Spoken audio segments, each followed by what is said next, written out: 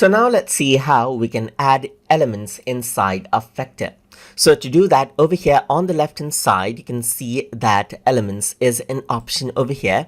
And over here, you can see crown elements, which are paid elements, but the one without the crowns are free to use. So let's say I want to use some of the elements right here. So all you need to do is go around and click on the element that you want right here. And then what happens is that it will appear over here just like this. You can resize it and place the element wherever you want.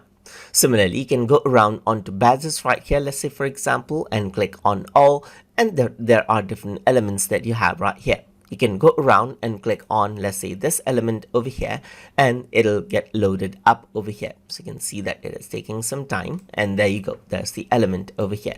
So now if you were to go around and click on back, you can also search out for different elements. Like let's say, for example, if I were to go around and search for tree, then there's three elements over here, as you can see, that you can bring in. So as I were to go around over here, you can see the tree element over here that you can place in right here.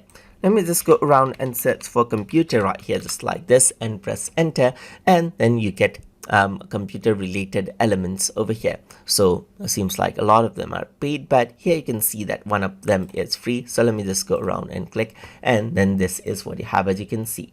So this is how you can go around and work around with elements inside a vector.